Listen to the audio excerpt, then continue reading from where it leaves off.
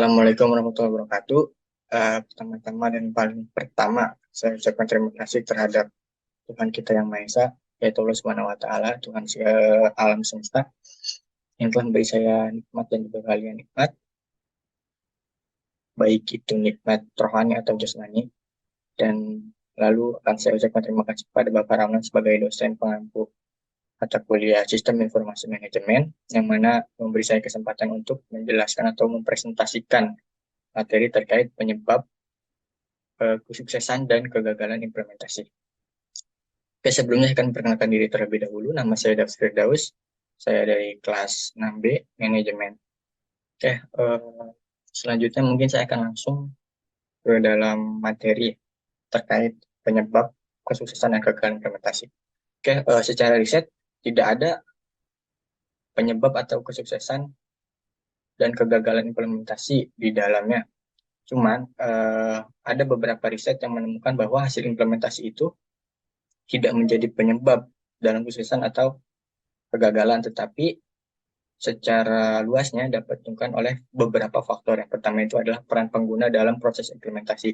Nah, mengapa begitu? Karena ketika pengguna itu mempunyai keterlibatan yang sangat dalam secara proses implementasi atau secara desain sistem informasi, dia akan mempunyai kesempatan yang lebih besar karena dia mengetahui beberapa kekurangan dan juga kelemahan di dalam sistem informasi tersebut.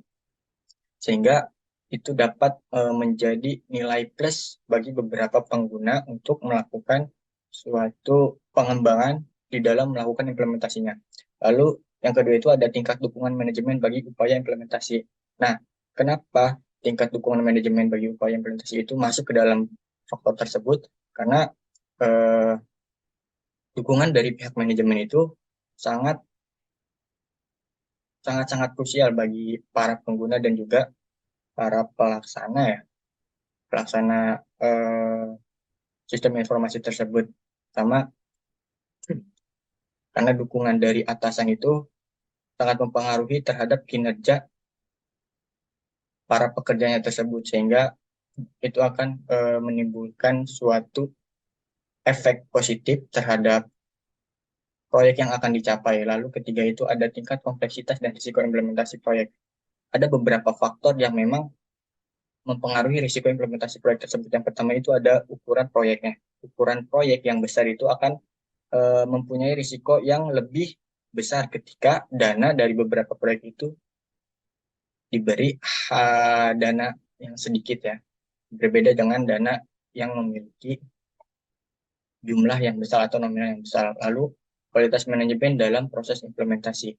Nah, mengapa kualitas manajemen dan dalam informasi dalam mengapa kualitas manajemen dalam proses implementasi itu menjadi salah satu faktor juga? Karena pertama, ketika manajemen yang baik dan bagus, implementasi itu akan dalam proses implementasi itu akan menghasilkan suatu proyek yang baik. Pertama, kalau kita mengutip dari kata manajemen, manajemen itu adalah salah satu cara ya atau alat untuk mengatur semua proses. Nah, ketika di dalam kualitas manajemennya itu, kualitas mengaturnya itu baik, maka dalam pengimplementasiannya pun akan baik sehingga hasil yang terjadi dari semua proses yang dilakukan oleh implementasi itu juga akan menghasilkan suatu proyek yang baik. Mungkin sekian dari saya, kurang lebihnya mohon maaf. Bila ada kesalahan, mohon dimaafkan karena saya juga masih belajar atas materi ini. Ya, terima kasih. Assalamualaikum warahmatullahi wabarakatuh. Untuk materi 8 yang berjudul Arus Informasi Jaringan akan dijelaskan oleh saya. Izinkan saya untuk memperkenalkan diri terlebih dahulu. Nama saya Muhsin dengan NPM 0211200041. Data dan informasi diperlukan semua unit kerja dan semua tingkat kegiatan sebagai bahan komunikasi organisasi. Dokumen informasi fisik dapat dikomunikasikan secara tradisional, sedangkan data atau informasi non-fisik dapat dikomunikasikan secara elektronik. Karena itu, arus komunikasi data dan informasi menjadi sangat penting untuk menjalankan roda organisasi. Arus ini dikenal sebagai arus informasi jaringan, yang terdiri dari 1. Distribusi informasi, 2. Arus informasi vertikal, 3. Arus informasi horizontal, 4. Arus informasi organisasi dan diskusi.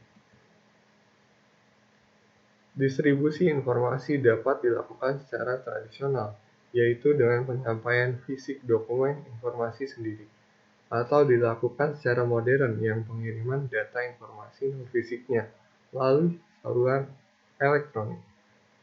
Misalnya melalui jaringan area lokal atau local area network, maupun jaringan komputer terminal atau jaringan area luas atau wide area network.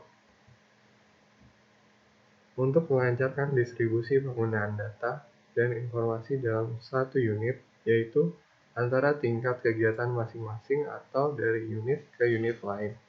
Organisasi menggunakan prinsip arus data dan informasi atau flow of information yang dijabarkan dalam bentuk prosedur tertentu. Arus informasi vertikal yaitu arus yang mengalirkan data dan informasi secara vertikal dari atas ke bawah atau dari bawah ke atas. Arus yang mengalir antar tingkat kegiatan pada satu unit kerja yang sama. Misalnya unit-unit pemasaran, produksi, personalia, keuangan, dan lain-lain. Arus informasi horizontal yaitu arus yang mengalirkan data dan informasi secara sejajar atau horizontal pada satu tingkat, baik pada unit kerja yang sama atau pada unit kerja yang berlainan. Contoh hubungan setingkat pada unit kerja yang sama adalah arus antara sub-unit pengelolaan pesanan dengan sub-unit penjualan dalam unit penjualan. Arus data dan informasi yang bersifat kebijakan atau policy. Organisasi akan dimulai dari manajemen lini atas, kemudian mengalir ke bawah sampai ke tingkat operasional. Arus data dan informasi pelaksanaan implementation akan berjalan dari bawah ke atas, sebagaimana dikatakan arus tersebut disebut arus vertikal. Dan data informasi yang dihasilkan dari kegiatan pelaksanaan dapat juga berjalan ke samping atau horizontal. Salah satu subsistem informasi di perguruan tinggi adalah subsistem informasi administration akademis. Subsistem tersebut dimulai dari mahasiswa mengisi jawaban ujian pada lembar jawaban ujian atau LJU. LJU adalah kertas komputer scan paper yang ditulis dengan pensil 2B. LJU ini selanjutnya diproses di scanner mesin, maka keluarlah nilai mahasiswa dari masing-masing LJU. Kita sering menemukan kertas-kertas tersebut di saat ujian. Nilai tersebut kemudian dikelompokkan dalam satu daftar nilai mahasiswa per mata kuliah. Data nilai ini digunakan dalam rapat verifikasi yang dihadiri oleh para dosen menguji untuk menentukan mahasiswa yang lulus dan tidak lulus sesuai dengan nilai batas lulus masing grade yang ditentukan. Berdasarkan nilai mahasiswa per mata kuliah tersebut, maka selanjutnya diproses lembaran yang disebut kartu hasil studi atau KHS mahasiswa. KHS adalah lembaran yang berisikan data nilai dari mata kuliah yang ditempuh mahasiswa. Berdasarkan KHS yang sudah ada, setiap mahasiswa dibuatkan rekapitulasi nilai selama kuliah. Pada rekapitulasi itu, tercantum juga nilai indeks prestasi IP mahasiswa yang bersangkutan. Aplikasi jaringan komunikasi data. Menghubung komputer yang berjarak tertentu dengan komputer lain dilakukan pertama kali pada tahun 1940 ketika Dr. George Stibitz mengirim data mesin kalkulasi melalui saluran telegraf dari Dartmouth College di New Hampshire ke Bell Laboratories di New York. Kejadian itu menandai kelahiran komunikasi data atau kemudian dikenal luas sebagai jaringan komunikasi informasi. Beberapa cara komunikasi data yang digunakan sekarang. Yang pertama ada otorisasi kantor, yaitu kantor merupakan tempat MSI dikembangkan agar kantor dapat mencapai tujuan dan produktivitas. Dan ada juga stasiun kerja. Kebanyakan kegiatan di tempat kantor dilakukan dengan menggunakan komputer, disebut stasiun kerja atau workstation. Surat elektronik, yaitu surat elektronik penggunaan komputer untuk mengirim pesan, memo, surat, dan lain-lain. Bentuk koresponden kantor. Dan ada konferensi elektronik, adalah komunikasi satu arah yang paling efektif, seperti mengirimkan memo ke kepala bagian. Misalnya, tetapi konferensi elektronik adalah yang paling efektif bila orang harus bertukar pikiran atau ide pada suatu percakapan secara tidak langsung. Dan ada surat dengan suara. Surat dengan suara adalah sistem transmisi pesan secara elektronik yang serupa dengan surat elektronik, dengan perbedaannya pada adanya suara. Dan ini ada gambar dari konferensi dengan komputer dan telekonferensi. Kalau konferensi dengan komputer itu sebagai perluasan pada sistem surat elektronik, maka pada konferensi komputer peserta dimungkinkan untuk berdiskusi secara langsung dari lokasi yang berbeda dengan dukungan perangkat lunak. Konferensi komputer dapat berlangsung di antara pemakai yang tempat berbeda-beda dengan terlebih dahulu membuka email undangan atau jadwal rapat. Kayak contohnya yang sekarang ini saya lagi kalau kuliah itu Zoom dan lain-lain. Kalau telekonferensi, komunikasi tatap muka dalam satu ruangan memang diinginkan. Tapi karena berbagai kendala, maka tidak semua orang dapat menghadiri rapat tersebut. Untuk mengatasi hal itu, maka telekonferensi dapat digunakan, yaitu rapat dengan masing-masing peserta berada pada tempat-tempat terpisah, masing-masing menghadapi komputer. Ya, ini yang saya sampaikan tadi. Sekian dari saya, terima kasih. Selanjutnya akan dibawakan oleh teman saya.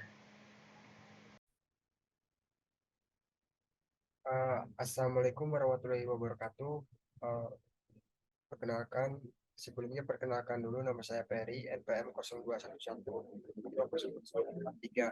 Nah, di sini saya akan membahas materi 9, uh, yaitu yang berjudul peranan sistem informasi bagi perusahaan.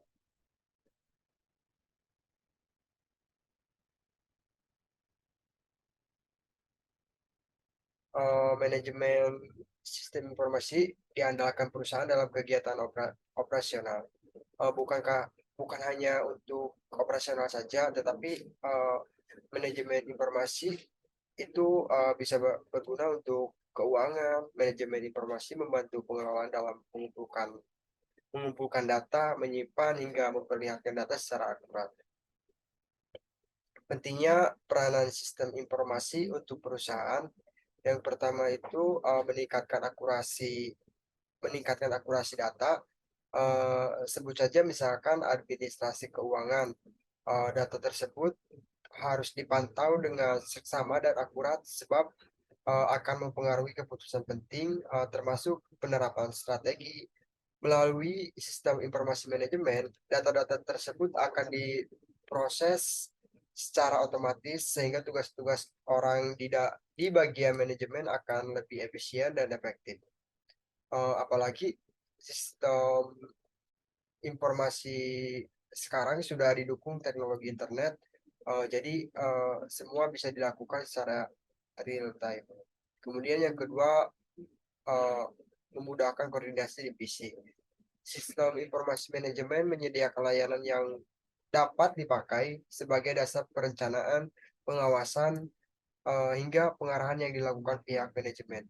Data yang dihasilkan lantas akan digunakan divisi atau departemen lain yang membutuhkan untuk menjalankan tugasnya. Kemudian yang ketiga, memperbaiki kualitas sumber daya manusia. Dan di sini sumber daya manusia merupakan salah satu aset terpenting dalam usaha. Mengenalkan mereka pada sistem informasi manajemen secara tak langsung meningkatkan kualitas mereka, terutama kalau misalkan sumber daya manusia sebelumnya belum mengenal cara kerja sistem tersebut. Untuk menunjang perusahaan harus memberikan pelatihan sistem informasi manajemen yang berkaitan dengan usaha. Dengan begitu, sumber daya manusia dapat beradaptasi secara cepat dengan teknologi tersebut dan mampu mengelola informasi untuk akan membantu memajukan perusahaan. Kemudian yang terakhir itu ada mengurangi biaya operasional. Perputaran uang dalam perusahaan harus diawasi secara ketat untuk menghindari kemungkinan tak terduga. Salah satunya pembengkakan biaya operasional. Jadi, itulah 4 hal yang penting yang membuat peran sistem informasi manajemen penting dalam menjalankan perusahaan. Kehadiran sistem ini pun akan membantu pengembangan usaha berbasis digital yang beberapa tahun terakhir melaju pesat. Jadi kita dapat bersaing dengan kompetitor dan mendapatkan konsumen yang potensial. Sekian dari presentasi saya, kurang lebihnya mohon maaf. Wassalamualaikum warahmatullahi wabarakatuh.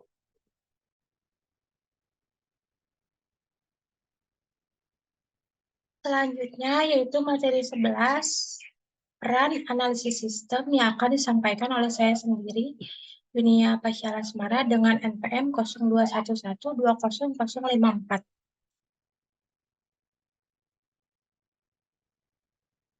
Pengertian sistem. Sistem analis adalah sebuah pekerjaan yang termasuk dalam tim engineering. Posisi ini bertugas untuk melakukan analisis, merancang, dan mengimplementasikan sistem.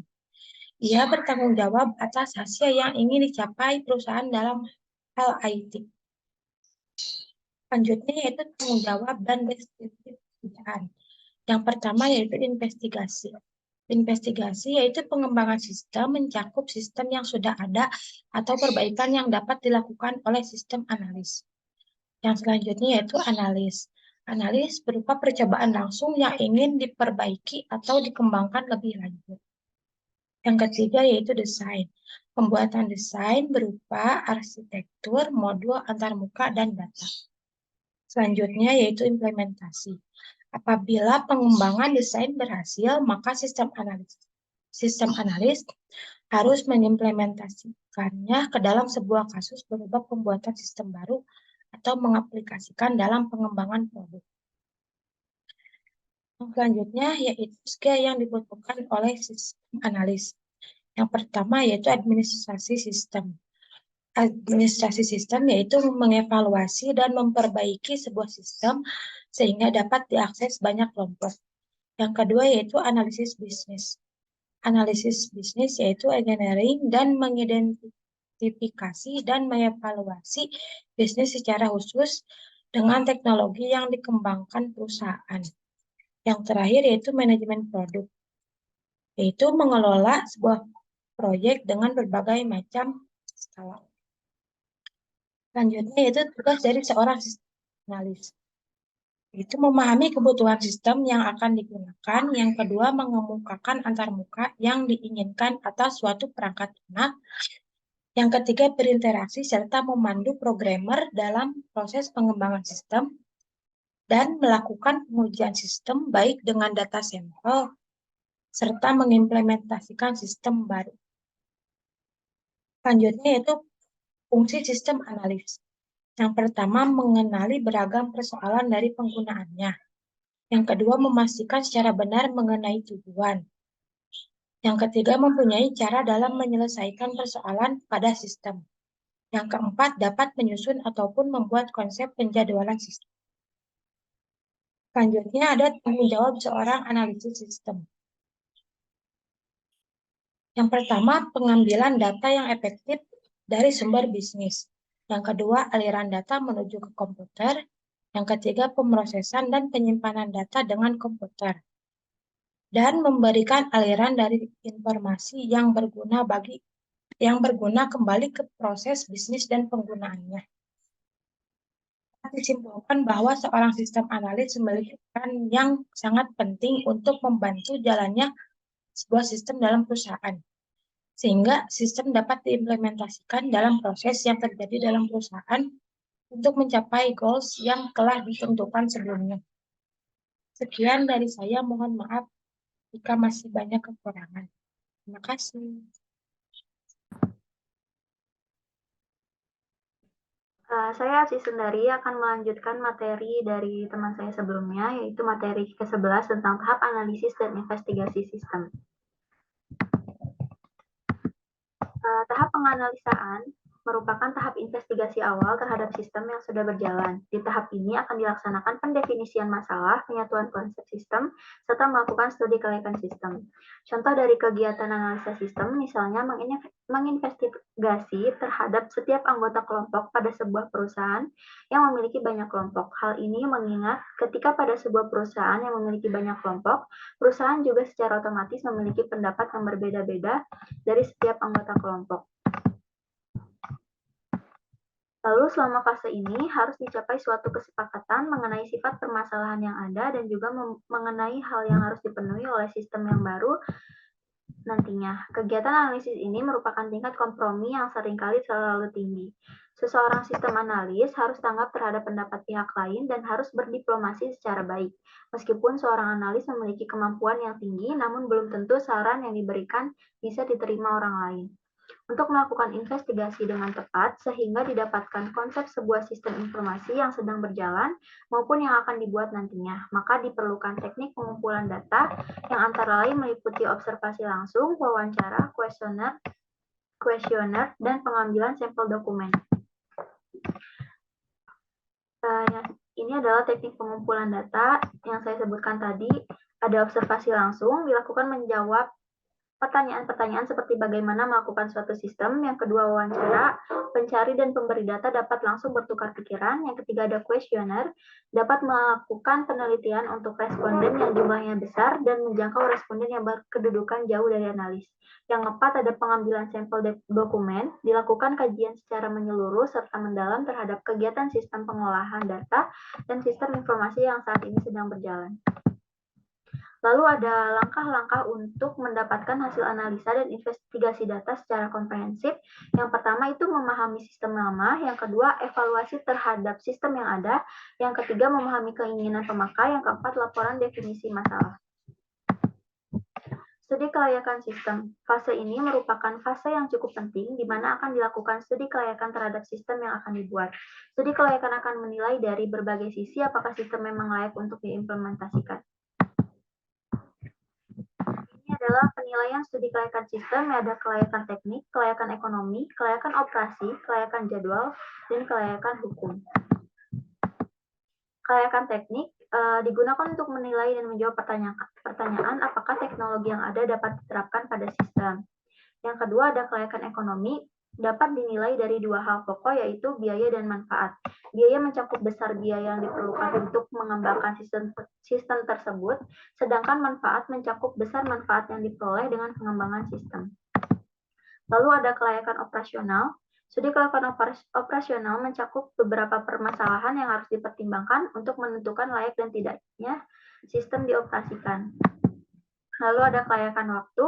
Kelayakan waktu akan menilai apakah sistem dapat dikembangkan sesuai waktu yang ditetapkan sesuai kebutuhan sistem. Pihak manajemen sebagai pemakai sistem dan analisis sebagai pembuat sistem dapat menilai apakah waktu yang disediakan untuk mengembangkan sistem dapat diterima dan disepakati bersama. Yang terakhir ada kelayakan hukum. Kelayakan hukum yang dimaksud adalah peninjauan kembali hal-hal yang menyangkut penerapan sistem dan dampak yang ditimbulkan. Tahap investigasi sistem. Yang pertama, tujuan tahap investigasi itu melihat dan mengevaluasi permintaan suatu pembangunan atau pengembangan sistem informasi yang disebut dengan Bank Sisfo. Kegiatan pada tahap investigasi, aktivitas yang harus dilakukan pada tahap investigasi dalam proses Bank Sisfo adalah yang pertama studi awal atau yang biasa disebut initial investigation, yang kedua studi kelayakan atau feasibility study. Lalu tujuan kegiatan pada tahap investigasi, yang pertama tadi studi awal itu untuk menentukan apakah permintaan bank siswa itu benar dan mungkin dapat dikerjakan. Dan tujuan tahap investigasi yang studi kelayakan itu untuk menentukan ruang lingkup sistem, perkiraan biaya, dan sumber daya lainnya dalam mendukung proyek bank siswa yang diusulkan dan merekomendasikan suatu keputusan serta menyertakan saran-saran dalam laporan bank siswa apabila proyek bank siswa tersebut layak untuk dilaksanakan. Lalu selain tujuan, ada produk akhir tahap investigasi. Yang pertama, melanjutkan usaha pembangunan atau pengembangan sistem informasi kepada tahap berikutnya dari daur hidup sistem. Yang kedua, menyempurnakan sistem yang sedang berjalan melalui suatu proyek pembangunan atau pengembangan sistem informasi bank siswa. Yang ketiga, menghasilkan suatu laporan studi kelayakan yang berisi rekomendasi apakah sistem tersebut dapat dibangun serta diimplementasikan, termasuk di dalamnya pembahasan mengenai keuntungan yang diperoleh dari sistem yang akan dibangun atau dikembangkan, lalu biaya yang diperlukan untuk membangun sistem tersebut. Sekian dari saya, terima kasih.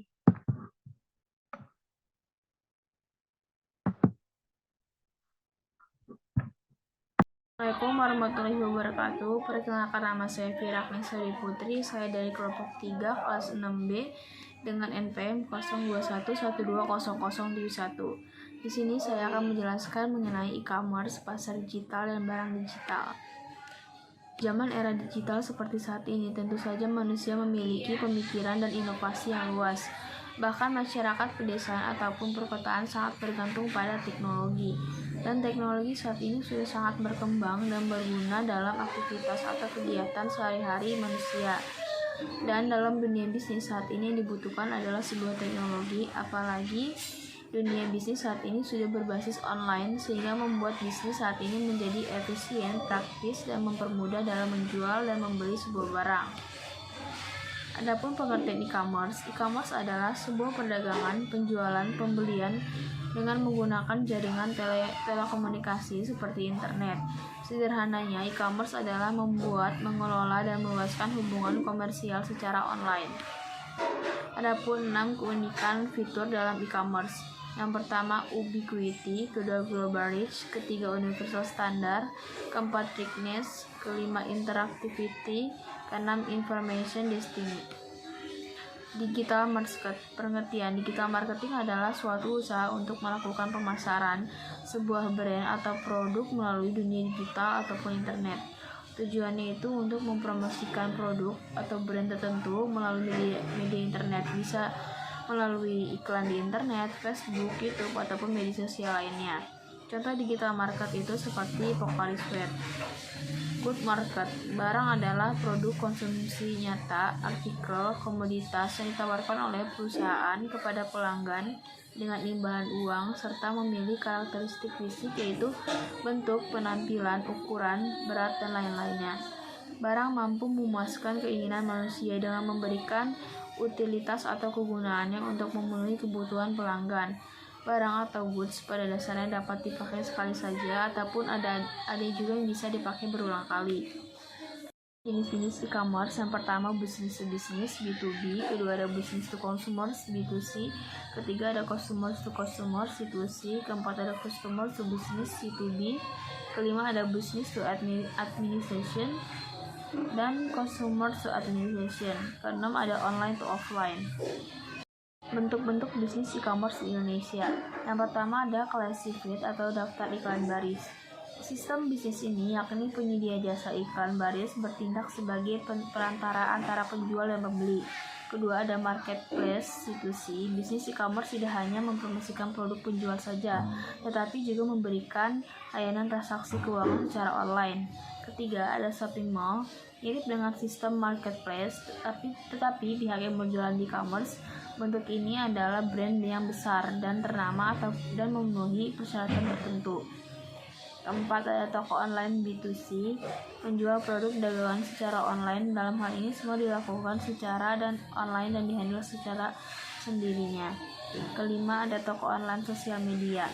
bisa dijumpai di seluruh media sosial. Dengan menggunakan ini sangat fleksibel untuk mempromosikan toko yang dimiliki.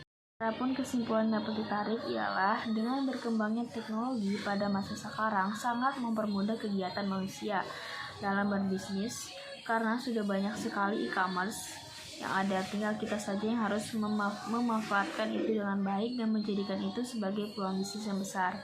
Dengan adanya teknologi juga, maka kebutuhan manusia dapat terpenuhi dengan cepat dan mudah seperti membeli ataupun memesan kebutuhan, barang dan jasa melewati belanja online dan lain-lainnya. Sekian dari saya, kurang lebihnya mohon maaf. Wassalamualaikum warahmatullahi wabarakatuh.